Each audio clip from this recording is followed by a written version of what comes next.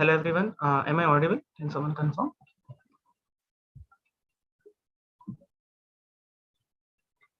Yes, sir. Okay. All right. So I mean, there are only 3 to 4 participants that I can see. So I'll wait for a couple of minutes, right? So let's see if some people more join. If yeah, so if they don't, we will continue. All right. So we'll wait for 1 or 2 minutes.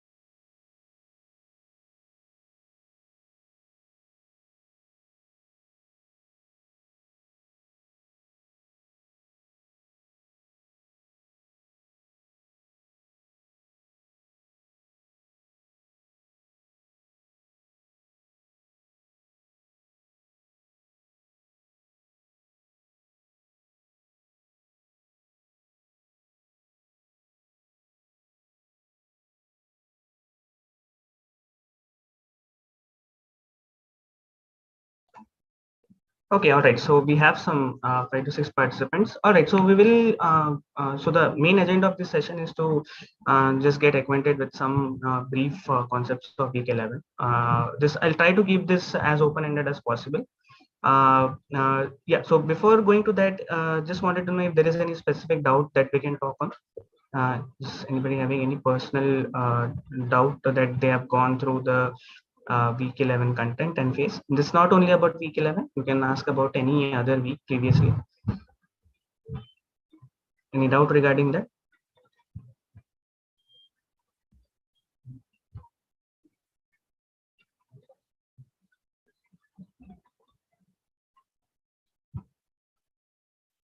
Okay, fine.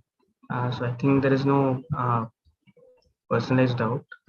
All right. So yeah, so what I'll do is I will just share my screen, and I'll be giving you a slide which will be blank. It will only have one question. All right. And based on what you understand from week 11's content, you will have to respond to that on chat. All right. And this can be, it doesn't have to be a personal message to me. It can be sent to everyone. I mean, a chat where the way you send message, right? So it can be sent to everyone. So just wanted your understanding of basic things that I'm going to ask. All right. So I'll just share the screen. I'm having around 3 to 4 questions that you can go through, and then you can respond to them. We'll take one by one.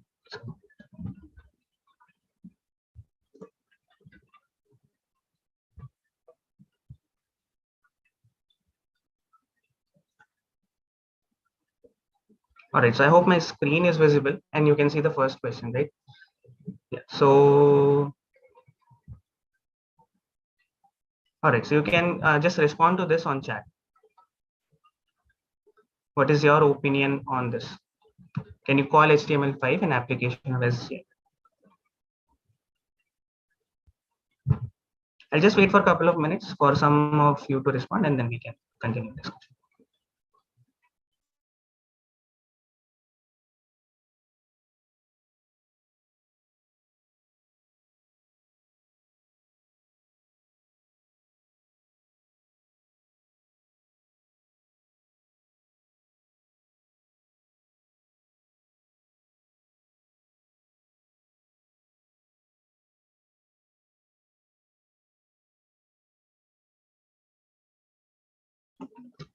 Yeah, so can you see the question? I actually can somebody confirm? Is the screen stuck on the question properly?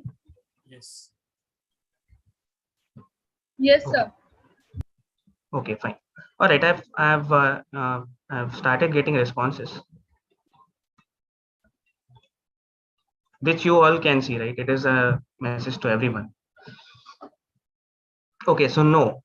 All right. Any specific reasoning for that?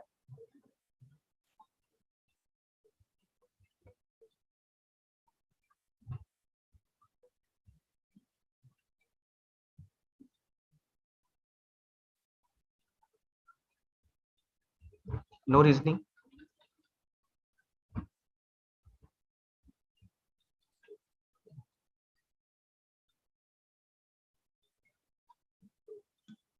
Okay, HTML5 has its own parser. Okay, one of the reasons given in chat, right? Not chat, given in the slides. So this is what basically what we understand from the slides, that HTML5 has its own parsing rules, as we call. So I mean, the way we define the tags and all, it has some predefined tags which we generally use and which do the trick for us. We don't have to customize I mean, create a new tag for everything, just like in what we call XML, right? So there is there you have to define your customized tags and all, where for example, if you want to create an image, embed an image in a file, you have to create a customized tag for that, defining your own tags. That is done in XML, not the case with HTML, because it has clearly defined the way an image has to be embedded in a file, right? Okay, so basically to answer this question, let us try to understand. By the way, my screen is visible, right?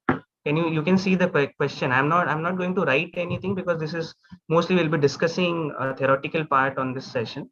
So I'm mostly not going to write. I'm just following chat on other window. That's why I'm just saying if my screen is visible. Yes, Adarsh, your screen is visible. Okay, so it shows the question, right? Because I'm having chat window open, so I'm not Yes, able. yes, it's showing the question. If there is anything goes wrong, I will tell. Sure. Thanks, ma'am. Thanks. All right. Okay, so basically, to answer this question, one must know what exactly is an SGML and what is HTML, and then why we are calling it it to be an application of SGML or not. All right. So my question is very specific, right? I'm not asking about HTML in general. I'm asking about HTML5, right? Because we have seen versions of HTML. HTML, HTML 2.0, then HTML4, XHTML, HTML5. All of these are, versions of HTML where there are certain changes coming in with every part. Okay. So what is SGML? SGML is standard generalized markup language. So although we call it standard generalized markup language, it is not actually a language. It is basically the rules that define markup languages. All right. HTML is based on SGML. Now, which HTML? The basic one, the very first version of HTML is based on SGML.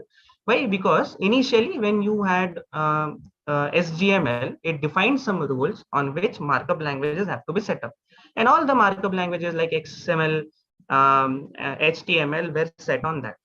The problem with that was an SGML application has to be rigid, right? Because the rules defined for parsing an SGML applications were rigid. All right. So things like, I mean, as we see now, HTML5, we call it HTML5 is as forgiving. Why do we call it forgiving? Because it doesn't really throw error when you miss a tag or something, right? So it's not like throwing an error. It just what we say, render it in a different way. May in some cases you might not be able to see the difference. Okay, so it is basically not there, just the way of rendering differs. But in SGML, that was not the case. I mean, it has to be strictly according to the rules what SGML has defined. All right. Then about HTML5. Now, HTML5, as the slide says, it has own parsing rules, right? And these parsing rules, as we say, are very forgiving. Okay, they have defined their own rules, that which is, and there is also other things which differs or which makes HTML5 different from SGML. For example, there is a concept called as, just let me give me a minute, I'll just recall what was it. Yeah, so an application, let's say if I have an HTML5, all right. Now there is a chance that somebody is writing HTML in not HTML5 but HTML4, okay, or XHTML. All right. So will this file be accessible, or will this file be rendered by HTML5? Right? The answer is yes. Why? There is the concept called as backward compatibility. All right, backward compatibility. That is, it is able to understand, or it is able to comprehend things that are written in the lower versions, okay, or the previous versions of HTML. This is not the case with SGML. And as I said, SGML is not the language, although we call it as markup language. These are the documents, or these are rules on which a markup language has to be set up. Whereas HTML5 is a proper markup language where you are defining your own tags. Defining meaning you're defining your own document with the help of predefined or properly set tags, right? So this is the main difference, and that is the reason we call or we do not call HTML5 to be an application of SGML. All right, so there are certain reasons why this is the I mean, one would call HTML5 not as an application of SGML. Whereas if we go through slides, if we go through one of the slides, we can see that the HTML4, things like HTML4, what it does, it was based on the rules of SGML. It was based on the rules of that. The rules defined by SGML, the standards defined by SGML is something that HTML4 followed, HTML 2.0 followed, right? HTML5 is not in that case. All right. Again, there are things like, for example, I mean, how to put it? I'm thinking. Yeah. So basically, when you want to define a particular element in SGML, want to define a particular element in SGML, you have to define the type of its document, right? That is called as document type definition, right? And you have to follow a particular document type definition, which is clearly mentioned in SGML. In HTML, that is not the case. So yeah, there are various differences which differences which actually filters out HTML5, or which actually differentiates HTML5 from an SGML. That's why we will not call HTML5 as an SGML application, right? So that was one of the some things that I wanted to mention, right? Anything unclear in what I said?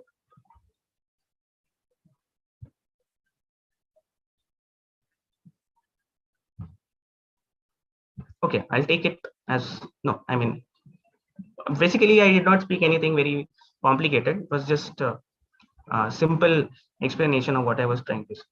All right. Okay, so I'll try to move to next question.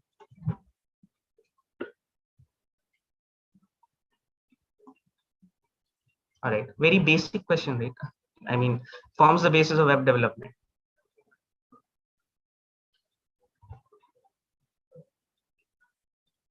You can start responding to this question. I'll just wait for a minute, see if there are responses.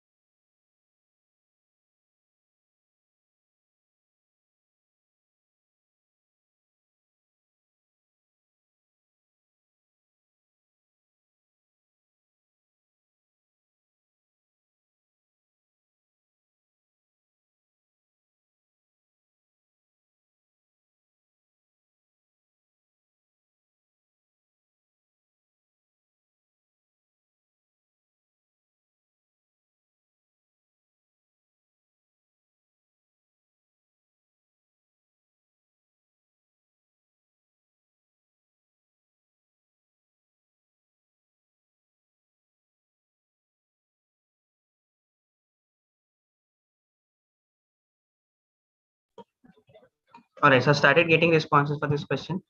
So JavaScript is a high-level programming language, right? It is a scripting language used in creation of dynamic interactive application. Great. So these are very, I mean, the best answers that you can give, right? One sentence answers which actually define what JavaScript is. Although there is a lot to it, you also might know it, but yeah, there is a limitation to what you can write at one point, right? Yeah. So basically, what we want to do is create a dynamic web application, and we use JavaScript for that. All right. Yeah, we'll go to more details. Let me see if there are more responses. Can I get some more responses on this?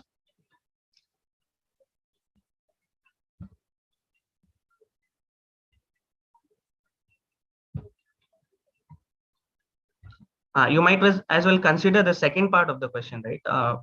Why should one use it?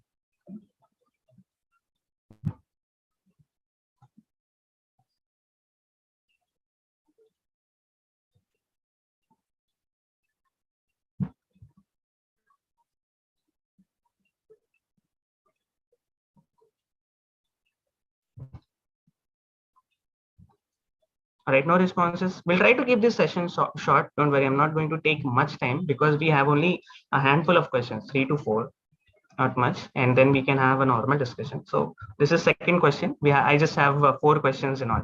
All right, so we'll briefly try to get. I'm trying to get your responses from these questions, a smaller discussion, and we'll end it. So that's not. I mean, put unnecessary time. If there is something that you can speak up, please.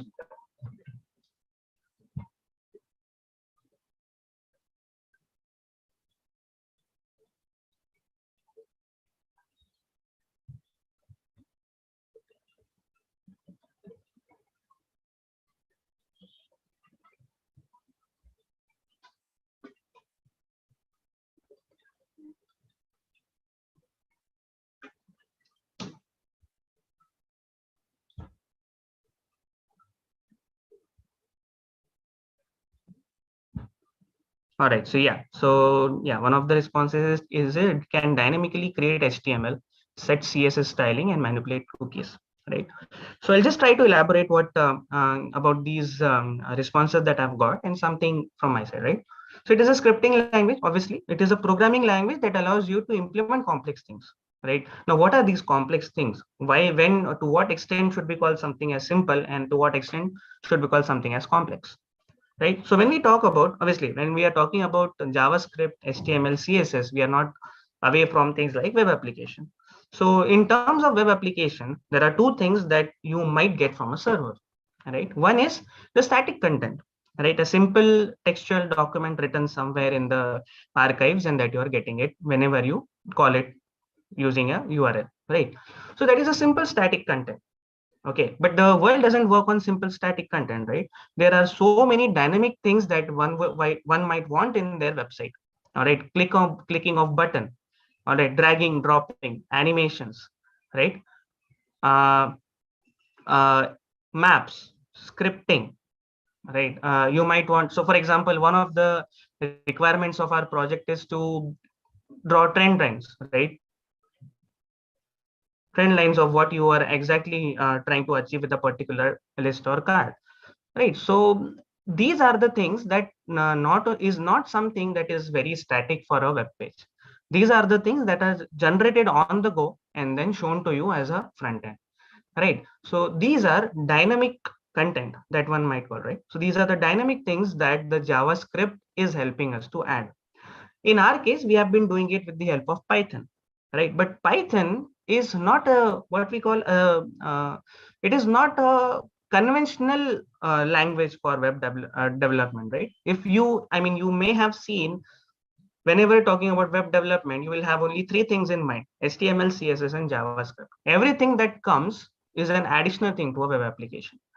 We have been doing it using Python because Python has has some libraries which allows us to do it uh, with familiarity. Why? Because we are familiar with Python. Since we are familiar with Python, adopting new concepts in Python becomes easier rather than learning a new language altogether. All right, but from the point of view of learning, it is okay. From the point of view of creating an application that the world is using and world is seeing today is something that we should use, right? Something that we should work with. And JavaScript brings that conventionality.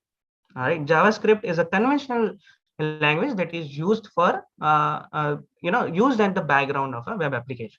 Although JavaScript is used as a front end language because it adds dynamic nature to your web page that a client is seeing, right? That the user is seeing. There are very few things happening at the server, but whatever happens at the client side. So it can be called as a client side scripting language. All right. So that is where the JavaScript starts from. All right. Now, we have okay, so we have responses saying that it is dynamically create HTML. Now what does this dynamically creating HTML, right? So one thing is, for example, if I want to create a chart, or if, for that matter, if I have a simple date on my web page, all right, now date and time are something which are never stopping. They are dynamically evolving. They are, I mean, changing from time to time, right? So to dynamically change this part, this smaller part of the page, this is where JavaScript comes in, right? So this is dynamically creating a part of HTML, right? Now, setting CSS styling. What do we understand by setting CSS styling? Now, there is something called as DOM manipulation, right? This is where you will start your basic JavaScript with DOM manipulation, right? So DOM manipulation is document object model manipulation. What is document object model? The entire structure of an HTML document is called as document object model. All right. What we are seeing on the front end is a normal HTML page, is a HTML text, right? Either rendered by the browser or not rendered by the browser. We know what is HTML. I mean, if it is rendered by the browser, we will see the actual font and image and whatnot, right? If it is not rendered by the browser, we will see the embedment, right? What we call elements, meta tags, right? Various tags, stylings. That is something that we will see in an HTML. But how does browser understand it? Does it text it? Does it understand it as a plain text? No, right? It understand it as a in the form of document object model. Okay, so every element in a HTML file acts as a node of that document object model. All right, it is like a tree structure, spreading out element, style, content, element, style, content. All right, an element, for example, when I'm using an HTML file, it will have simple body. If in my body, if I have various divs, those divs acts as the branch of that simple body tag, right? So it is nothing but a tree of element, style, or whatever is associated with that element, and the content of element. That is document object model. All right, now if I don't want to manually go and change the HTML document, I can use JavaScript to do that. All right.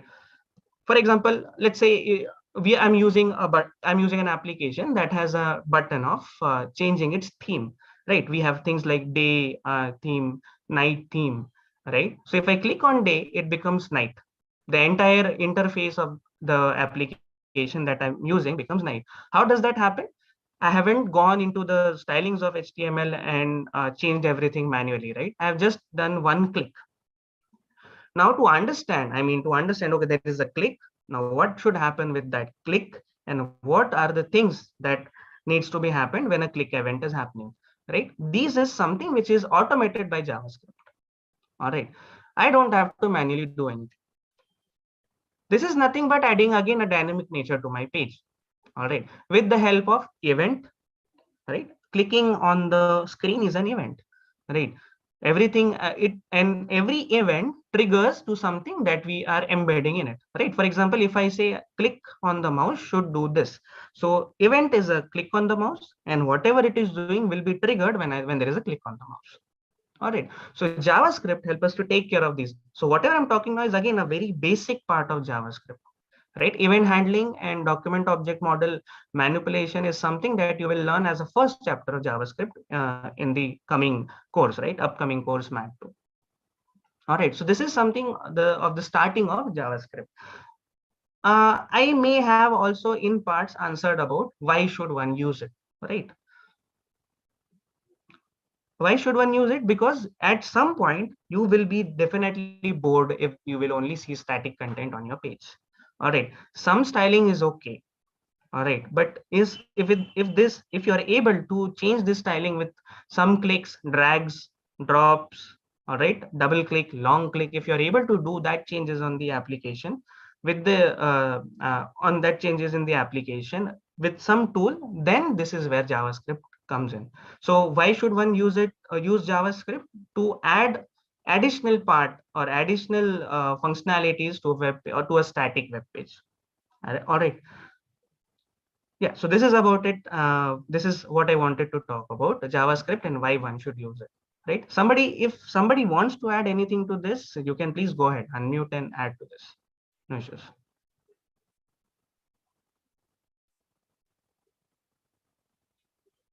All right, definitely. I mean, not me, not anybody. If everybody comes here and says one reason why one should use JavaScript, we will still not have an exhaustive list of what JavaScript can do, right? It is unlimited as far as web application comes in.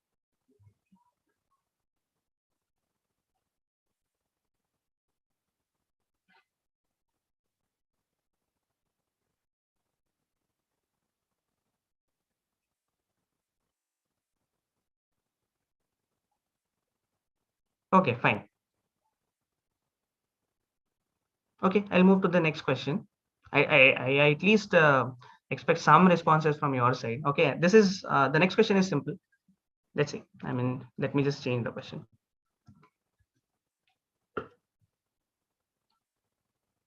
Yeah, so what we need to do is there are 5 frameworks, very familiar. I mean, you may have already known about these frameworks: Angular, Node, Vue, React, and Ember. Basically, what we want to do is segregate them out as a front end and back end framework. See, you cannot do it 100%. Any framework cannot be called as 100% front end or 100% back end. There are some components that are, changing themes with different with respect to an application. But yeah, this is more of a general sense. Generally, where would you use a framework for what purpose? This is what the question is. All right. Yeah. So I'll just wait for a minute.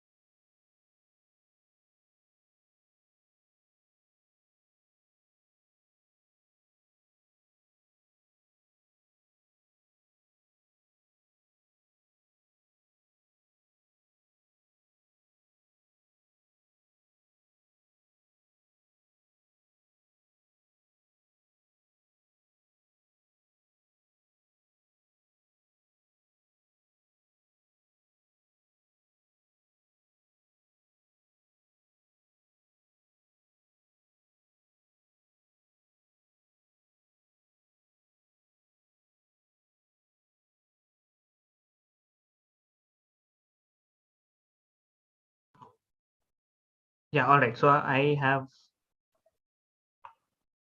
three responses. Okay, fine. Front end React, Angular Vue, backend Node Ember, and plus one. Okay, so all right, you're also with the same response. All right.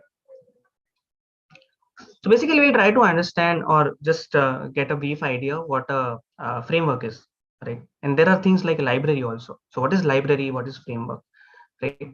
So basically, a framework is a set of pre-written codes for us, right? Use the same language. So whatever there is one thing common in these frameworks. These are JavaScript frameworks. That is why we are adding a suffix JS, right? So these are JavaScript frameworks, meaning they are written in JavaScript. Only that they provide an additional functionality wherein you just call them and use them, right? It is like more of an API, right?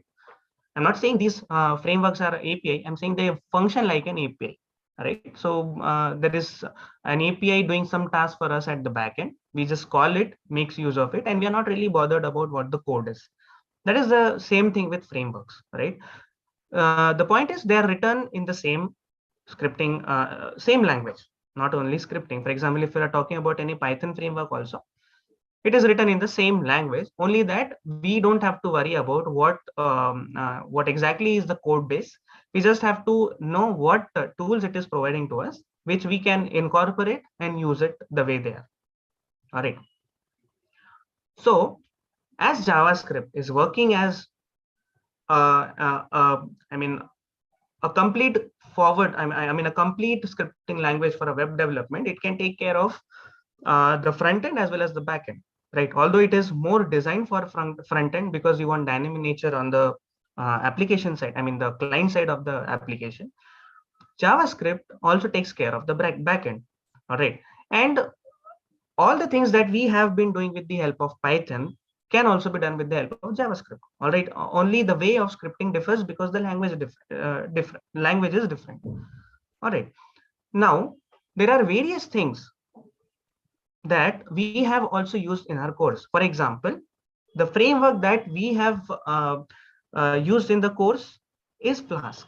Now, Flask is built upon Python, right? So the language that we were using is Python, and Flask is a framework that is helping us achieve certain tasks a web application requires. All right, everything that we are writing as a part of controllers and let's say models is nothing but the actual backend part of the application. All right, now using Flask in the Python for creating backend is something that we are using as tool, right? Same thing goes with the JavaScript. All right, so working when I'm working with JavaScript, or I'm creating or developing a backend with the help of JavaScript, it will be really good if I have certain frameworks along with me. All right, because I simply have to import them and use them. All right, frameworks like React, Angular, Vue, Node, Ember, these are frameworks in JavaScript which will give you or which will have a specific set of tasks that they do.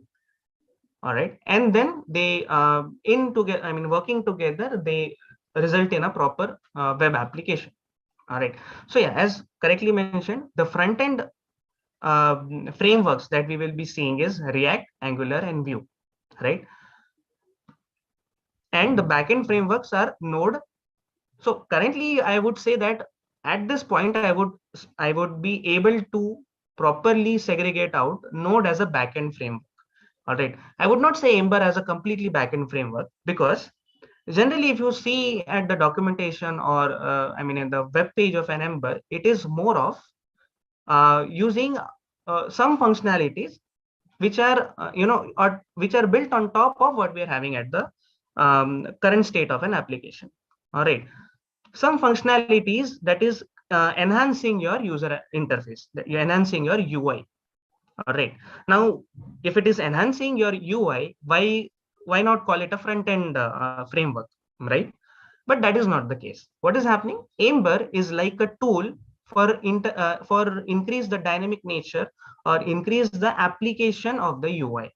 All right, for example, using a front end framework, let's say I have a React as a front end framework and I'm able to create some animation, a simple animation. All right. Now I want, and which is completely okay. And my work is done. This is what I mean. The requirement of that application is done with the help of React. Okay. Now I want to add some more dynamic nature, as in now do that animation with more. I mean, what we'll say, more flexibility. All right. Do that animation with more. Um, uh, I mean, more contrast, more colors, something like that. Anything it can be. It is like your function, the major function is done, but you want to add something extra functionality to the same basic function. This is where Ember comes into picture. All right, but we don't have to worry about the actual code in Ember. All right, now since we don't have to worry about the actual code in the Ember, and we are taking care of front end with the help of Ember, there must be some code that is linking at the back end, right? So we cannot clearly say that an Ember is a front end framework or a back end framework, because we are using it to do something in the back end, which is ultimately getting us some result in the UI.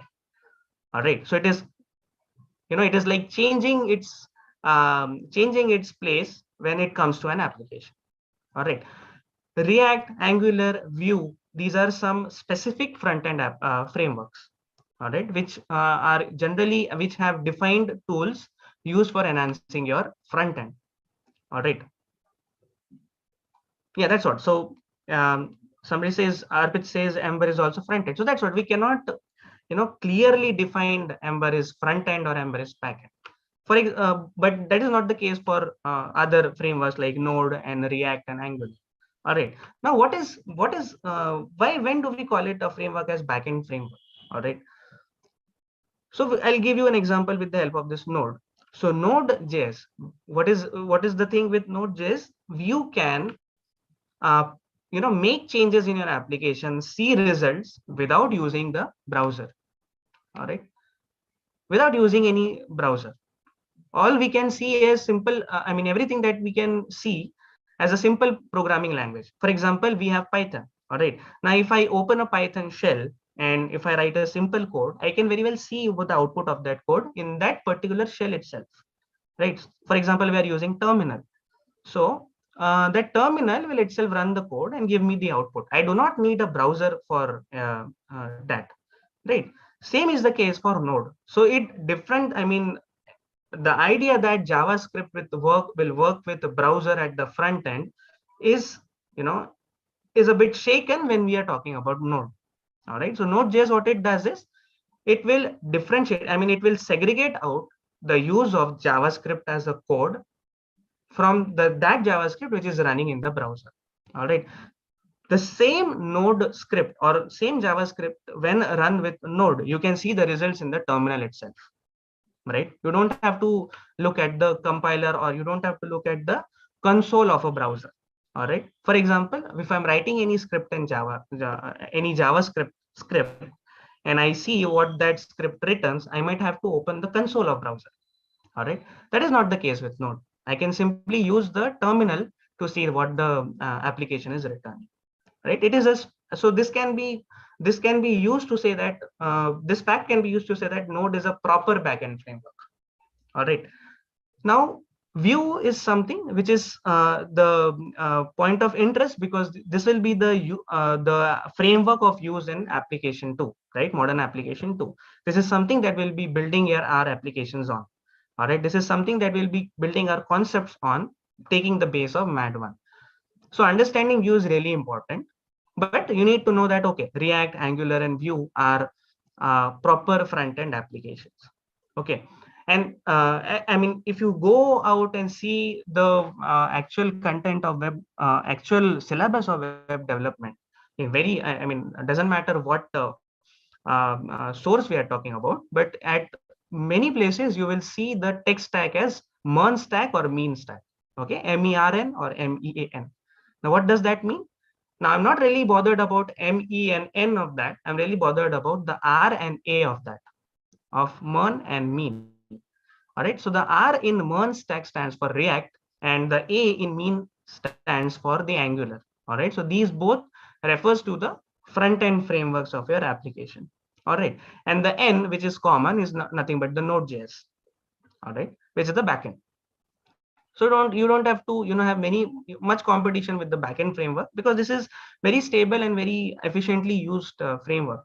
But when you're talking about front end, we have options, right? And since we don't want to go into much details of how these front end application works, don't have to worry about very basics of it. We have taken the help of Vue.js, which is built on concepts of these front end frameworks only, React and Angular. All right, these are something, this information that you are getting from this question is nothing that you will never know, right? It is like every what we'll say, every framework will have some advantages over the other. So every framework will have some disadvantages than the other. So it depends on what kind of application we are creating, right? And then it is completely our choice what tech stack do we want to use, right? The tech stack that will be using for Mac 2 is Jamstack, right? JavaScript API, right? And markup, JavaScript API and markup stack, right? So this is completely new, which is like which does not go into much detail, but give you the essence of very basics part of the application development. All right, so that is about this question. All right, so basically the answer to this would be front end frameworks, React, Angular, and Vue. Backend Node and Ember is like between.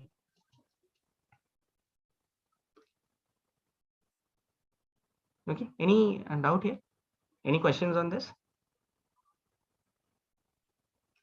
Sir, Vue is based upon Node and React. No, it's not like based or built upon it. It is a independent framework. What I'm trying to say is React and Angular are something very premier, right? I mean the preliminary front end frameworks, right? So it's not that you will see some things in Vue which are not there in React and Angular. These are React and Angular are something which are very basics. Okay, Vue is something which is not very basic. It is comparatively new also. I mean, it has two versions, Vue 2 and Vue 3, right? So it is comparatively new than React and Angular. And what I would say is it's not very comprehensive as React and Angular, but it does the trick for you. I mean, it is there is hardly anything that it does not cover, but yeah, it doesn't go to that extent of React and Angular, although it is a proper front end framework.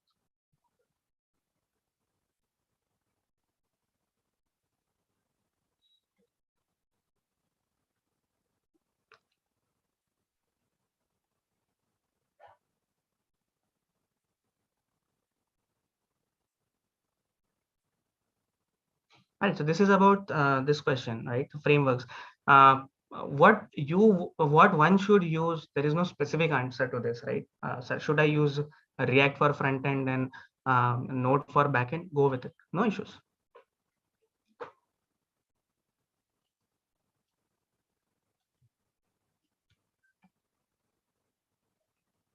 All right, so I'll move to the last question of this slide. Okay, can you name some web components? This is something that I've directly taken from the slides. So I hope you all know the answer for this.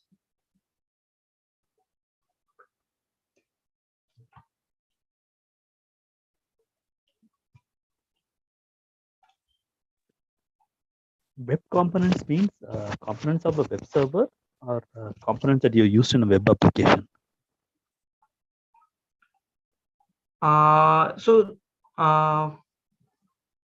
What do you call? Yeah, components of a web application.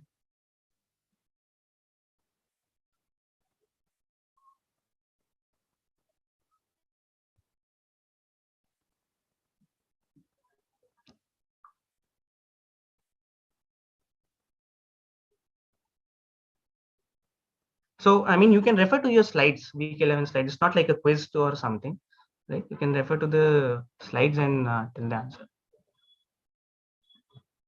So basically, we're not looking for any new answer in this. It is particularly one of the slide, but something that you should have idea of. Therefore, I'm just taking these questions because there can be some theoretical questions built on these concepts.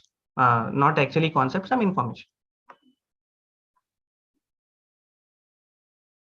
All right, so you see, I mean, as I can see the answers on chat, as you all can see, it's custom element, shadow DOM, and HTML templates. All right, so I mean, what are these custom element, shadow DOM, and HTML templates? Basically, there is, basically the thing is, custom elements are nothing but the JavaScript APIs. Okay, JavaScript APIs that we might use to create custom element tags. Okay, as you can see from the name, it is custom elements. What is element we are referring to? The elements of HTML document, right? The tags of an HTML document. All right, if we are able to create some customized tags in an HTML document, that can be considered as a web component. Now, how are we creating those elements? With the help of JavaScript.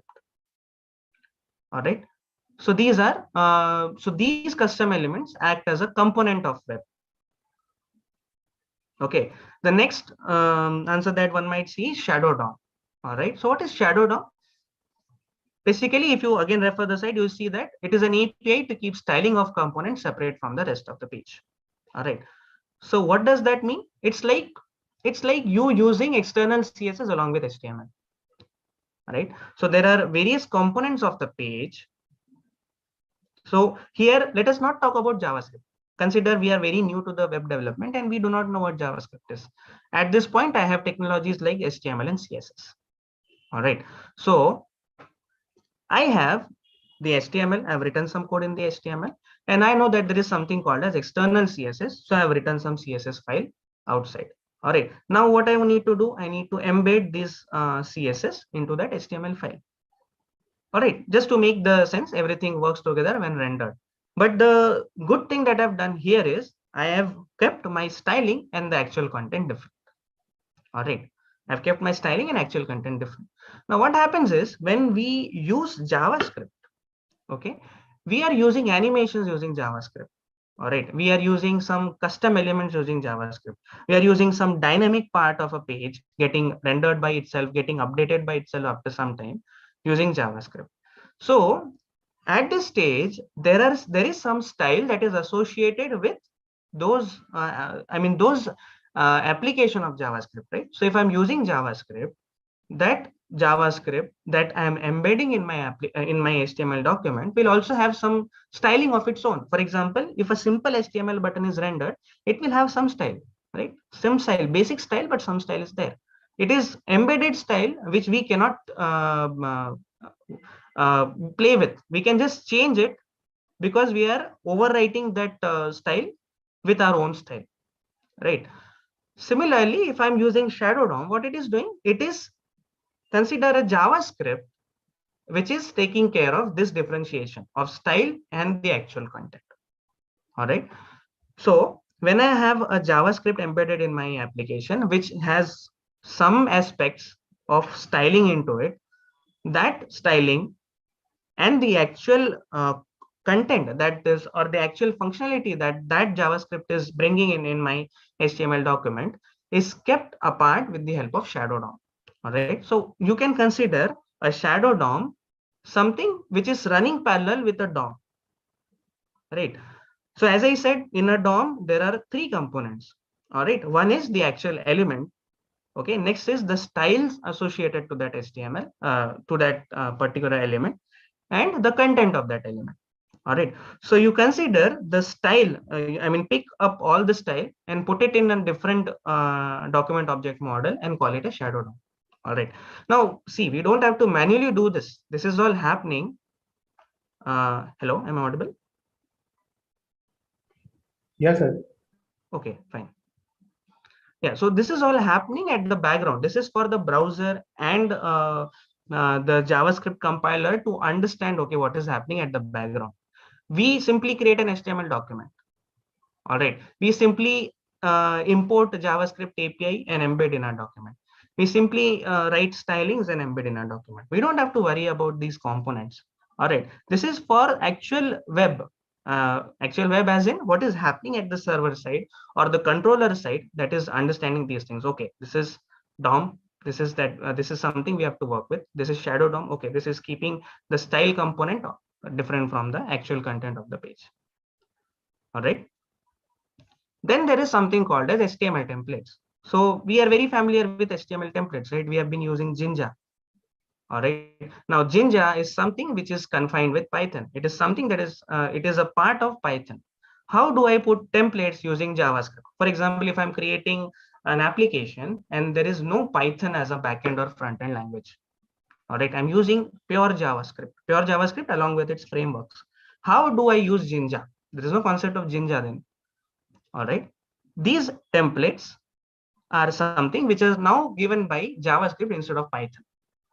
All right. So these HTML templates, the way we want to create an HTML template uh, with the help of JavaScript is something that is provided by JavaScript and also comes as a part of web component, because this is very important, right? If you look at any application that you have created, whether it is for your own, whether it is for lab assignment, whether it is the project you're working on, any application that you have created, if you had not known what Jinja 2 is, you would not have been able to pass any data from backend to the actual front end. Right? So this is a very important part. But since now we are moving into more of JavaScript and looking at it as a primary language, primary programming language for web application, we will not have things like Jinja. All right. So this is where the HTML templates given from JavaScript is something that we'll be using.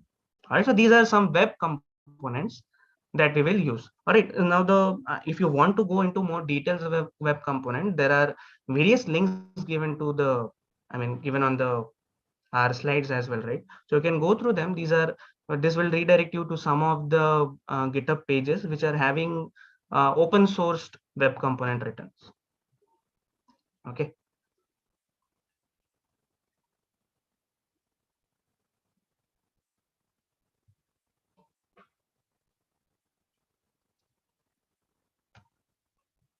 All right, so this is the end, right? I had 4 questions to talk about.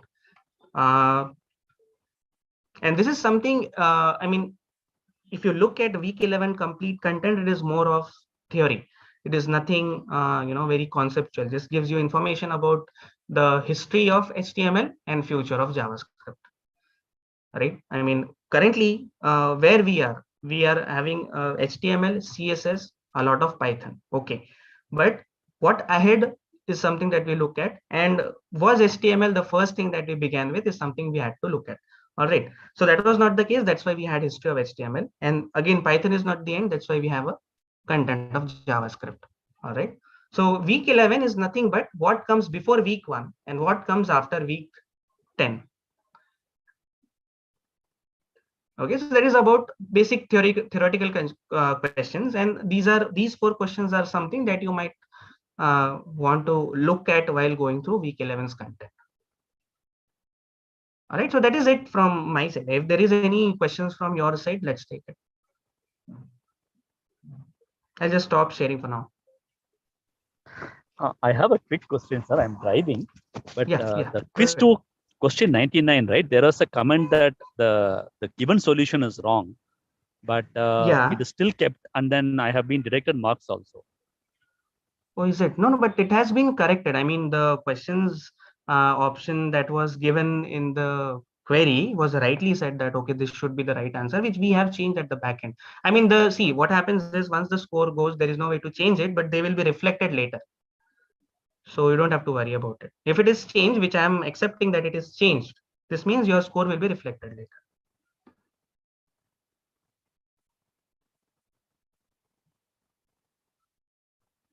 Hello.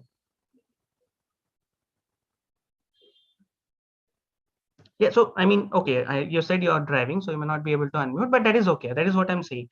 So we have taken care of that question. The correct answer have been marked as option 4, right? So I don't remember exactly. Let me see. Yeah, so option 2 and 4 were the correct ones, and option 2 and 3 have been configured as correct ones, right? So you have changed that to option 2 and option 4.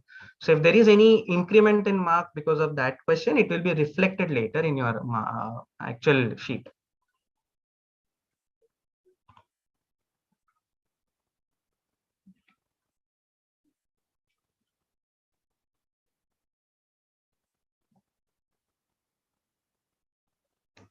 Okay. All right. Any question in general sense? I mean, week 1 to 10. 1 to 11.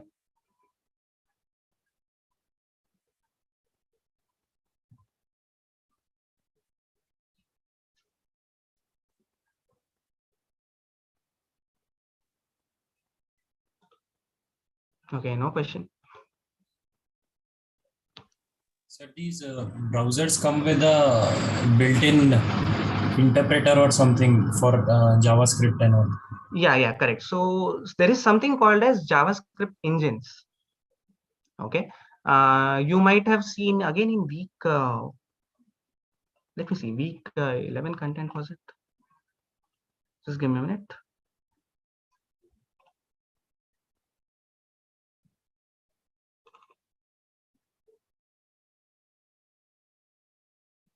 So every browser has a JavaScript engine running at the backend or at the background, which interprets the JavaScript for us. Okay, so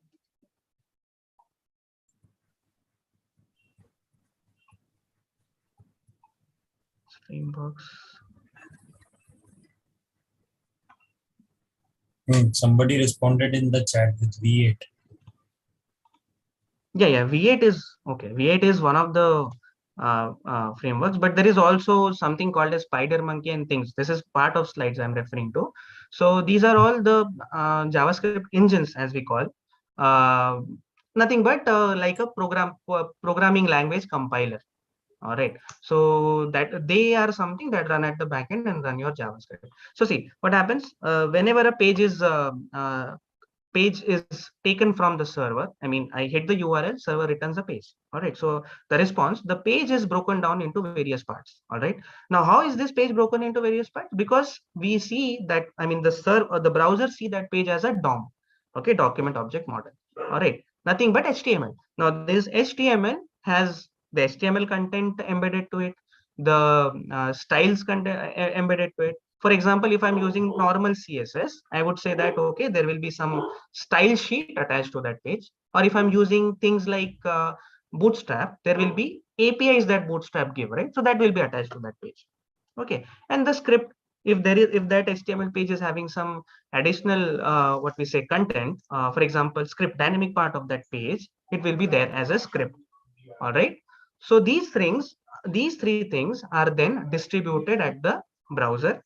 Okay, the rendering of style and the actual HTML content is not done by the browser, and the rendering of, I mean, the compilation of what has come as a script is done by the JavaScript engine, and then finally we see the output. So you might also see that a page with static content loads very easily, and the page that is having more dynamic content will take more time to load. So it depends on how it is done. Sir, so why is it difficult to build a Python interpreter or something like that in a browser? Or is it feasible? Or it's not possible? No, it's not like that. It's not like that. See, the thing is, Python interpreter, I mean, see, JavaScript is a language that was written to run on browsers. Okay. Now the framework, one of the frameworks of JavaScript, Node, allow us to do that not using browser, but using simple terminal.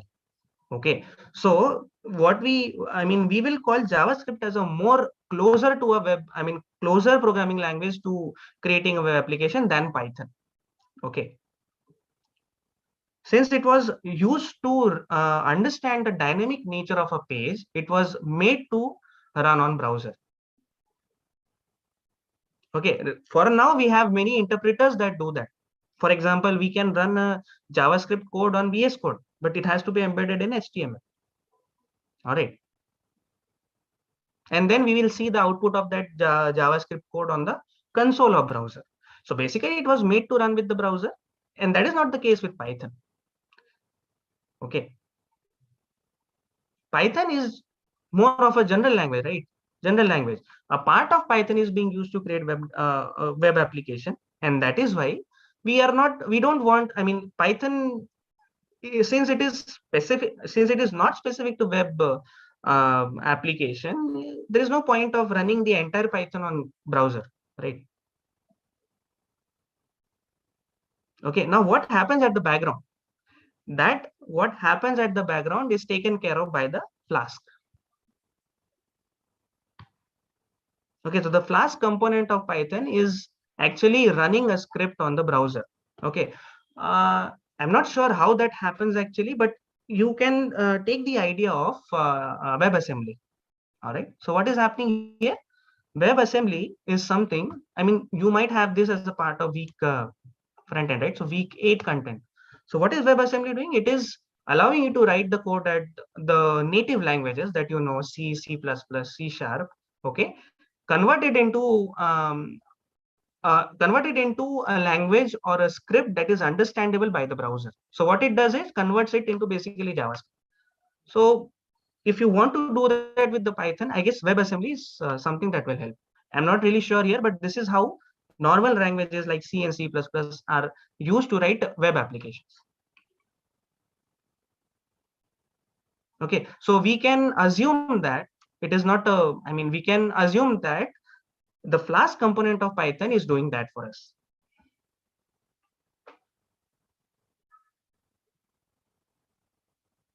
Right? Yes, sir. Okay.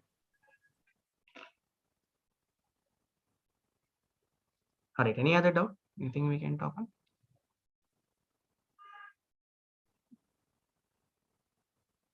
Okay, we'll wait for a minute because I just don't want to extend this session for a long unnecessary.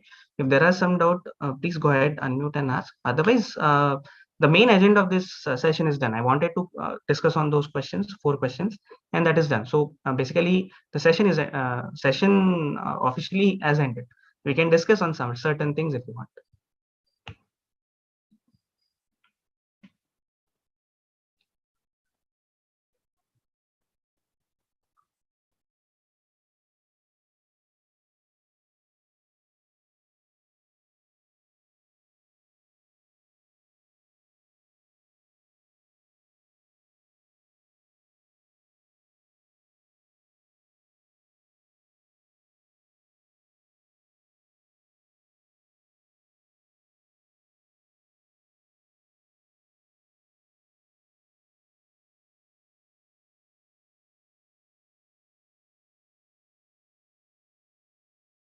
Okay, no other doubt, no point to discuss on.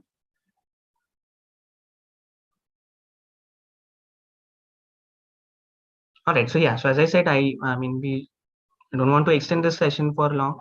If there's nothing to discuss, if there is no doubt on the previous content and today what we have discussed, we can end the session. Yeah.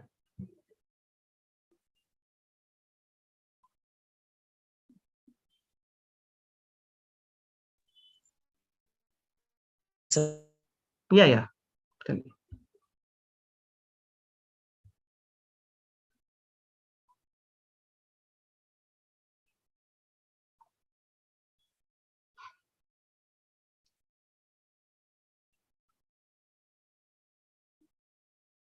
Okay, left.